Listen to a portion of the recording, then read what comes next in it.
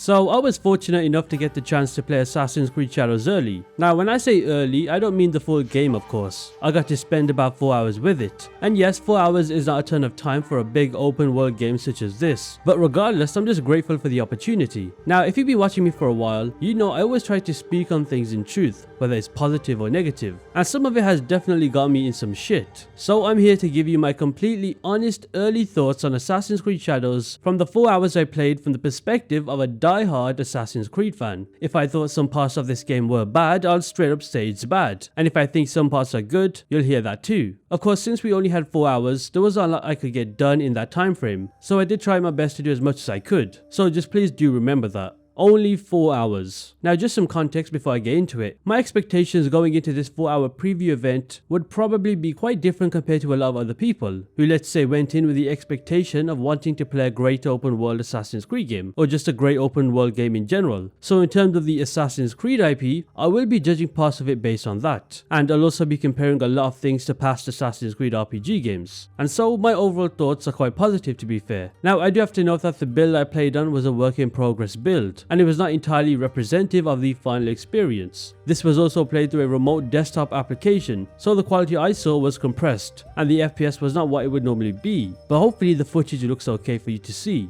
Of course, when I have the full game in my hands, it's going to be 4K 60 plus FPS and just looking beautiful as ever, so bear all of that in mind. Anyway, as always, be sure to hit that subscribe button if you have not already. I literally just hit 100,000 subscribers a few days ago as I've been making this video, so thank you so much for that. And do be on the lookout for something special. So yeah, let's get into my early thoughts on Assassin's Creed Shadows. Now straight off the bat, in terms of the story, we were able to play the entire prologue in this preview event, but I'm not able to show or talk about what happens for spoiler purposes of course. But what I will say, and I think I can say, is as far as introductions to a story go, it is easily one of the best this franchise has had to kick off a game. In fact, I'd even go as far as to say the prologue was one of the best I've ever played. It was well written, there was real emotion, and the mocap was easily the best this franchise has ever had. The details like pores and skin texture were next level. Honestly, I don't think the series has ever looked this good, but keep in mind that was just a prologue, and we all know Assassin's Creed prologues tend to be better than the actual story sometimes. Anyway, that's all I can say about that. So now let's move on to the story itself without giving away any spoilers of course. So after the prologue, the preview did a bit of a jump in the story and it put us in Harima, which I think is one of the first regions in the game. At this point we already teamed up with Yasuke, and the preview event basically lets us explore and do our thing. Story wise, we were only able to do a quest related to a masked man named the Noble, and I'll be honest with you, there were moments in this questline that hooked me. Some pretty entertaining characters, and seeing some of the cutscenes, which were really well acted, had me interested. But at the same time, there were bits where it kind of felt like I was playing through an Assassin's Creed Odyssey inspired storyline. That said, I only got about an hour and a half of story time out of what's probably a 40 to 50 hour game, so it's just way too early to call it. It's like trying to judge a whole TV series based on the first episode of the first season. It's just not fair. For context, the last time I thought Assassin's Creed had a great story was Origins 7 years ago. Before that, it was Assassin's Creed Black Flag 12 years ago. So yeah, story wise, this franchise in my opinion has not really hit those highs in a while. I went into this preview event with low expectations, but based on what I played, there is real potential. I just wish I had more time to dive into it. But for now, that's all we got. Now staying on the topic of the story, I do want to touch upon the dialogue and some mocap as well. As I already said, the prologue was top notch, and afterwards we skipped a lot of time to play in the region of Harima. Now the questline in Harima had dialogue that seemed well written, so I will give it its flowers in that regard. I did like the dialogue and the cutscene quality. Some of the characters we encountered looked incredible. The voice acting was very good, so no complaints in that regard. The hair details and hair physics were top notch, which actually surprised me quite a lot. The facial expressions seemed improved upon since Origins, because if you know, Assassin's Creed Odyssey, Valhalla and Mirage has some pretty terrible facial expressions in dialogue, but with Shadows it was a step up. Of course, what you're seeing on screen is not even full mocap, it's just in-game cutscenes, and if we compare it to a Valhalla cutscene, I mean it's night and day. My only downside is probably Naoe and Yasuke's own facial expressions during specific dialogue moments. It really gave off a soulless and lifeless vibe to it. They were even moving their arms, but then again a few cutscenes later, it looks way better, so it's kind of confusing what's actually going on. To be fair, this is a big open world RPG game, so I'm sure the price of mocapping every single piece of dialogue would be astronomical. well, and Ghost of Tsushima is in the exact same boat, where only important story moments were mocapped. Again, it's hard to talk about the story and dialogue without going into spoilers. I mean, just take a look at this guy. I simply cannot explain this to you without spoiling the story. Now, I do want to touch upon character switching, simply because this was something that a lot of people were curious about. I've seen people say, would it be like Grand Theft Auto 5, where they would switch characters and it's a bird's eye view from the top and it transitions into the other character? Well, let's just take away those rockstar level expectations for just a second and settle down a bit. The character switching is pretty much nothing special, and I know that is quite disappointing. So pretty much you just go into your inventory and switch to either Yasuke or Naoe, and a loading screen happens and voila. Honestly, it is a bit of a letdown that they did not do anything new or innovative with this feature. If anything, it's exactly like how it worked 9 years ago in Assassin's Creed Syndicate, maybe even less impressive, because at least in Syndicate, you'd see Evie or Jacob hanging out on the train when you switch characters. There was also the option to fast travel to a previously synchronized viewpoint and choose the other character, but that's pretty much the extent of it. Do note though, again, I only got to play about 4 hours, so maybe there's more to it later on, but from what I saw, it's just a very basic feature. The one nice thing though is that you can switch characters during a quest. For example, if you're playing as Yasuke and you finish a conversation where somebody tells you to investigate a spot, you can simply switch to Naoe and she'll take over from there. One thing to keep in mind, you cannot switch characters during combat, which is pretty self-explanatory. So, don't go into a fight thinking you can tag in the other character, because that's not how it works. You can also approach your viewpoints with Yasuke and he will say this. Naoe could reach the top of that pagoda if she wanted a challenge. And then we just switch to Naoe to synchronize the viewpoint. Overall, character switching is functional, but it's nothing innovative or groundbreaking. It's just a very simple feature implemented into the game. Something I found quite interesting when I was playing through the preview event was to do with the map size. I'm sure we've all seen what the map looks like based on promotional images and the recent exploration article going over it in depth, but I was very surprised when experiencing it myself, because when looking at the map UI, it seems smaller than it is on screen, but that is not the case. It's actually quite big. I would guess that the map size in Assassin's Creed Shadows is slightly bigger than Origins, which I don't mind at all. The thing with Origins map is that while it was incredible, a lot of it was just desert, which made sense for the time period. So with Assassin's Creed Shadows having a similar map size, I'm really hoping there's more to see and do when I get to play the full game. Now do note that there was a border when I was trying to leave the Harima region, so we were restricted to only that part of the game world. So if you were hoping I'd travel across the map and show off all the environments, side quests, hideout and a lot more, unfortunately that just wasn't possible. Something I was able to discover during my 4 hours was painting with Yasuke and Naoe, where you can spot animals and paint them, which provided no gameplay value but were peaceful nonetheless. There were shrines you could pray to, there were temples to discover and unlock rewards, which I'll go over later on, and there were way more things that I couldn't get to. In terms of side quests, well, I didn't do any because remember, there was a border that restricted me from going outside a certain area, so again, I needed more than 4 hours to fully explore this game. But I did see some exclamation marks scattered across the map, and they do seem to be side quests, or rather something important given the context of how scattered they are. One thing that you can do in this game is swim, of course. Both Yasuke and Naoe can swim on water and underwater. I wasn't really a fan of how they kind of reused Valhalla's motions, which kind of felt cheap,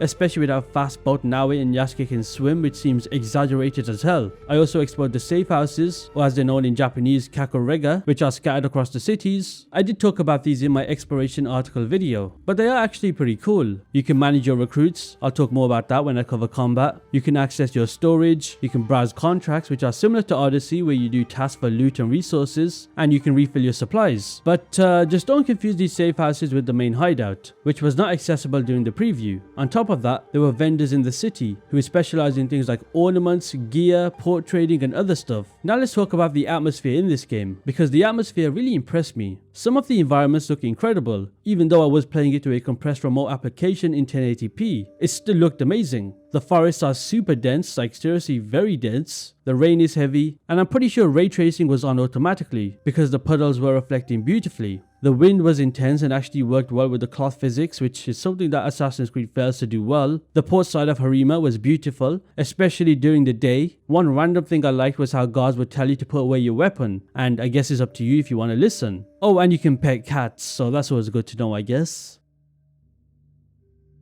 Now, when it comes to the inventory and gear side of things, I do think this new system will be appreciated by a lot of people, but for those who are big fans of RPG games and prefer more quantity over quality for some strange reason, then it may be a bit of a downgrade to you. but I like it. First of all, the inventory has been revamped quite a bit. The UI and layout are totally different from any Assassin's Creed game we've seen before, but you can definitely spot some inspiration from Assassin's Creed Odyssey here. For example, you can view both Nawe and Yasuke's inventory, kind of like how it worked in Syndicate. You've got your primary and secondary weapons, plus a slot for your horse, so yes, each character gets their own horse, which thinking of it now does make sense, and I like how the horses have a bit of a backstory to them. Little details like that are always appreciated. Then there's your headgear, your armor, and a trinket/amulet slot. This basically acts as an accessory to give you further benefits in terms of stats, and you can buy them at vendors. For Yasuke's weapons, if you've been following the game's development, you'll already know what he can wield. There's the long katana, the naginata, the kanabo, the bow, and the teppo. You can mix it up however you want, melee and ranged, or even dual melee weapons. It's all based on your playstyle, which I think is pretty cool. And there is a decent variety too. Out of all of his weapons, my favourite one that I used in this preview event was the naginata, as it felt the most balanced. And for Nawe's weapon, she has the katana, which is her signature weapon, the kusarigama, which is the chain sickle, and the tanto combined with a hidden blade. Now the RPG side of things, oh boy, weapons come in different rarities, which is pretty standard for RPGs as we know. But here's what I like. It's not overwhelming like Assassin's Creed Odyssey was, where you were completely flooded in gear. The weapons feel more intentional and handcrafted this time. One thing I do want to point out though is the weapon stats. They've gone full RPG here, with stuff like DPS, posture damage, ability damage and crit percentages. I can see hardcore RPG fans loving this, but I also know some people that might find it a bit too much. Just something to keep in mind. What's cool is that every weapon has its own unique ability, and the same goes for headgear and armor too. They all come with different stats and passive abilities. For example, for one of Nawe's katanas, she has an ability where she can create an AoE effect when attacking enemies right after dodging. And since this was a preview event, we did not get to experience the hideout, so as you can see here, you can get perks for your weapons, but of course that requires upgrading your forge at the hideout. So pretty much reminiscent of the system in Ravensthorpe in Valhalla. I do hope it's way more expanded upon than Ravensthorpe though. So yeah, overall, there's a lot of depth for the inventory. It's a perfect mix of simplicity, but also it still has that depth to it in certain areas, such as percentages and abilities.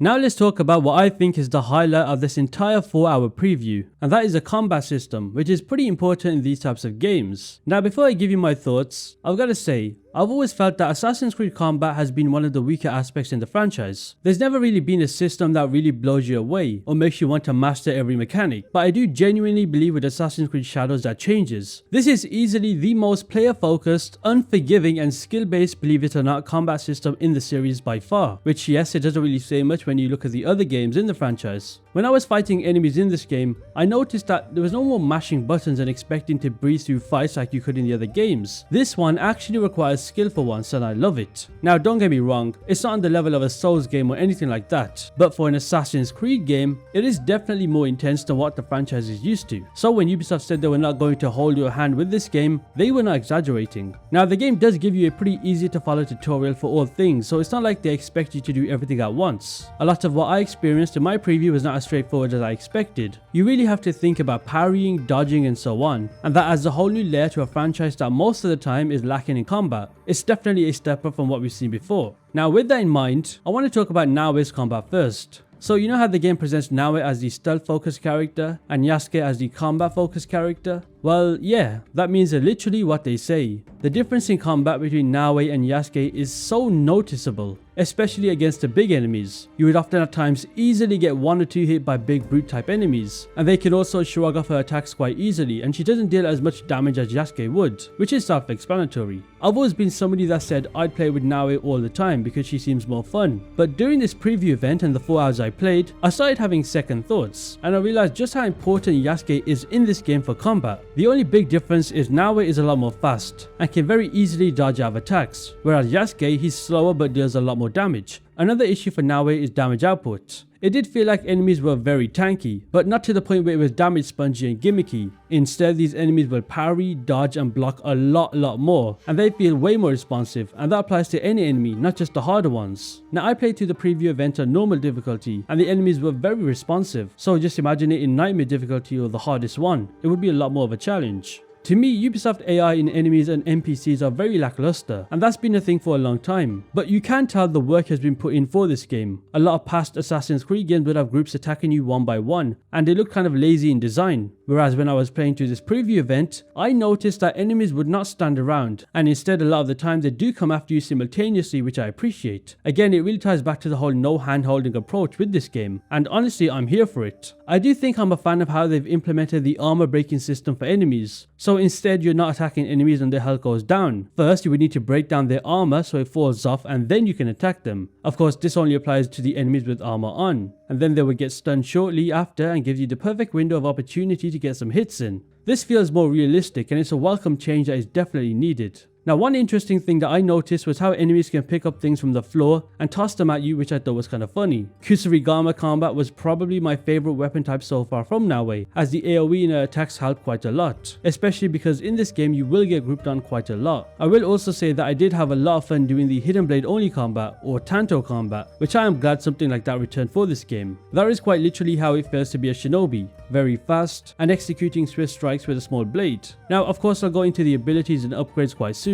But moving on from Naue's combat, I feel like Yasuke's combat was an insane difference, and insane in a good way. You know, when it comes to straight up raw combat against any type of enemy, Yasuke absolutely shits on Naue. The whole phrase pick on somebody your own size applies perfectly for Yasuke, as there are quite a lot of enemies that are Yasuke's size, which kind of surprised me. I do think Ubisoft slightly exaggerated the size of a lot of enemies in this game. But with Yasuke, his hits are more impactful, and he can wear down the health of enemies a lot more faster than Naue. He can also tank a lot more hits, whereas with Naue, she can literally get 1 or 2 hits. But Yasuke is a tank himself. Long katana is probably the most efficient type of weapon for Yasuke for combat, as it fits the samurai character perfectly. But that Nagi Nata is the one weapon that I loved using the most. It's the most balanced in my opinion. He does have the cannibal weapon, which is a two-handed club, which does a lot more damage, but the only downside with that is that it's very slow. One weapon I find very overpowered, and I don't think I'll be using it that much because it just doesn't feel like the right game for it, is Yasuke's Teppo rifle, which shoots pretty hard. It's just not my type of weapon in an Assassin's Creed game.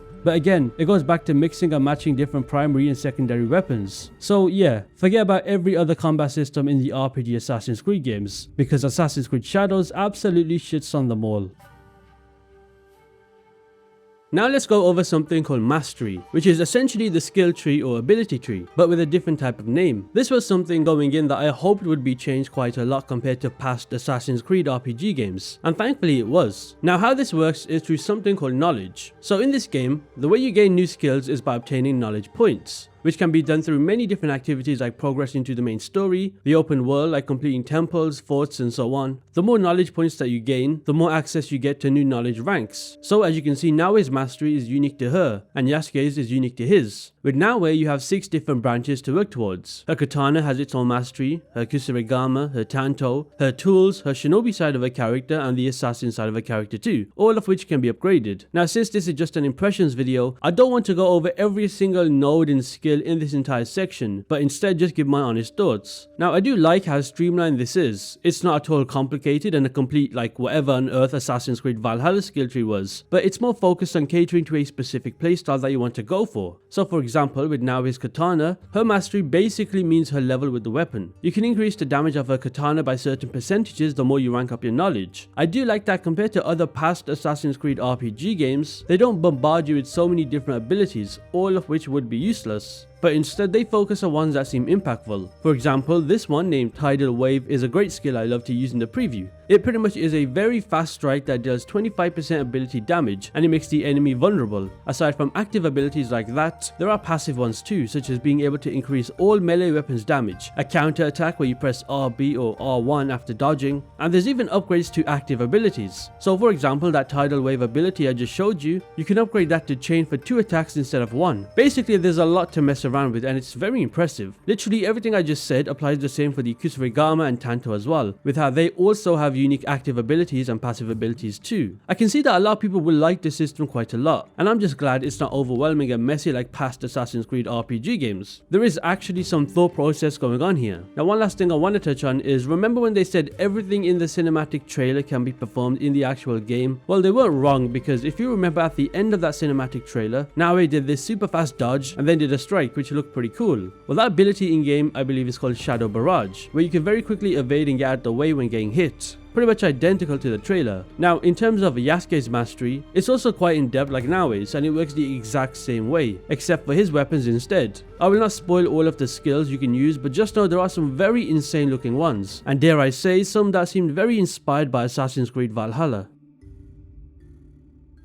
One thing that really stood out to me during the preview and honestly surprised me quite a bit was the variety in enemies and NPCs. Now, I wasn't expecting anything innovative, to be honest, but I didn't expect it to be this good. Take Assassin's Creed Odyssey for example. I don't know about you, but I remember almost every NPC and enemy looking pretty much the same. Maybe it was a development thing, or maybe Ubisoft just thought everybody in ancient Greece looked alike. Who knows? But in Assassin's Creed Shadows, the variety is on another level compared to the past Assassin's Creed games. Whether it was the big brute enemies, elite enemies, shinobis, guardians, regular foot soldiers, or even random NPCs walking around, they all feel more different and distinct. Of course, there are some repeats, that's just how RPGs are. It's impossible to make every single character in the game completely unique, but compared to previous games, there's definitely more effort here, and I really appreciate the attention to detail. Even the outfits stand out. NPCs have their own unique looks, and you'll notice little touches in their behavior too. Some of them interact with each other, others are sleeping on the ground, enemies sleep during the nights. You'll even see interactions like NPCs crying because their wagon crashed, and there are kids running around, pets, and it's just more diverse overall. Now, of course, don't expect the same level of crowd density as Unity, because this is not a dense city setting, it's feudal Japan with an open world. But for what it is, it feels like a proper next-gen experience. And honestly, after playing the preview, I understand why they were not releasing it on PlayStation 4 or Xbox One. This game just has those level of details that consoles like that would not be able to handle well. Of course, Unity was able to, but we know how that turned out. I do want to touch upon some of the types of enemies I noticed, such as elites and guardians, because my god, these guys are literal giants. They are hard to take down depending on your difficulty, and their attacks hit very hard. They dodge to perfection, they parry, and their AI is just smart for once. So yeah, I do think Ubisoft cooked in terms of this aspect.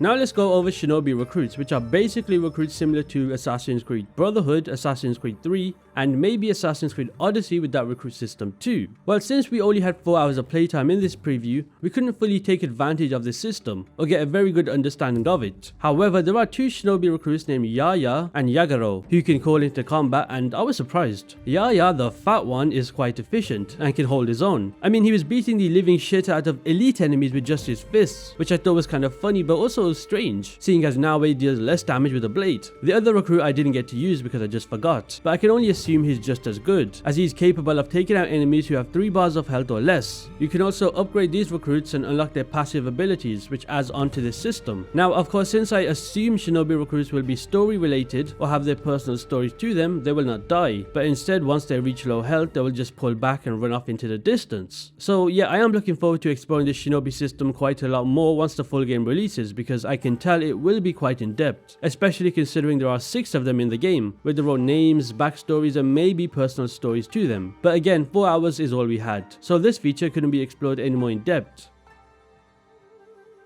Now let's talk about stealth, which is another feature just like combat that stands out in this game. In the 4 hours that I played, I did not get a ton of chances to dive into full-on stealth missions. There were maybe 1 or 2 moments, mostly in the prologue. But here's the good news, stealth in this game works very well. The pro mechanic is super underrated, and I can see a lot of players pulling off some crazy stealth runs with it, especially when you're hiding in tall grass. Oh, and for those wondering, yes, you can whistle to lure enemies. I know a lot of people were asking about that, so there you go. That said, the removal of social stealth like blending into crowds, sitting on benches and hiding in plain sight is definitely a big loss. Those features made stealth feel more dynamic in the older games, and I do think it's something that this game could have benefited from. Still, the tools that you're given for stealth are pretty solid. The smoke bomb is super handy, just toss one and the enemies turn into sitting ducks, letting you pick them up one by one. The shuriken and throwing knives are great too, especially for breaking light sources and taking out enemies from a distance. And yes, hiding in the shadows is a thing, and it works surprisingly well. I thought that it might be a bit clunky, but it was actually done really well in the preview I played. One thing I did notice was the level designers put a lot of explosive barrels around the place, because my god, you can dash a throwing knife at one and the explosion radius is so massive to the point where it can take out a group of enemies, all of which makes you remain hidden. That said, I did not get to experience stealth as much as I would have liked to in the 4-hour time frame. There wasn't really a ton of stealth opportunities, so I'll definitely need more time with the full game to really see how it holds up, but so far it does seem quite functional.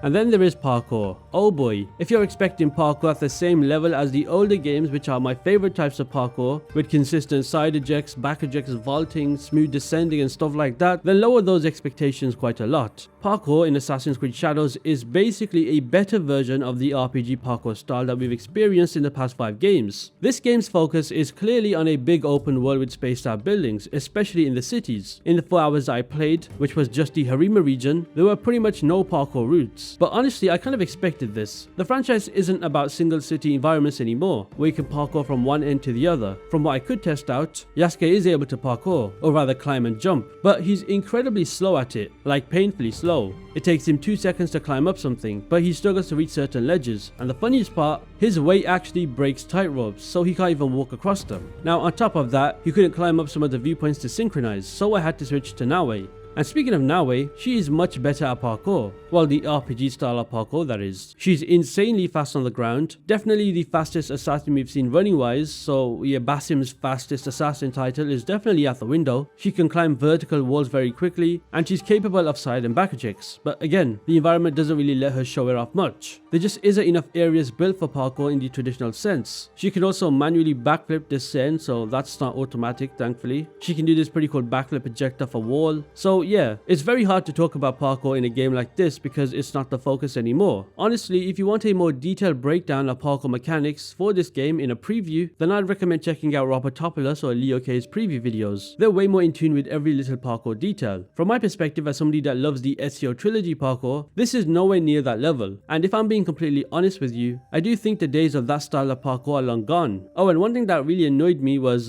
remember the fall damage negation from Assassin's Creed Odyssey? Well, yeah, it's back. There's an ability that lets Naue completely negate fall damage, and I hated it. It ruins the immersion, the realism, and the whole assassin fantasy vibe going on. So yeah, out of combat, stealth, and parkour, parkour is definitely the weakest link here. It's functional, don't get me wrong, but it's just not the same anymore.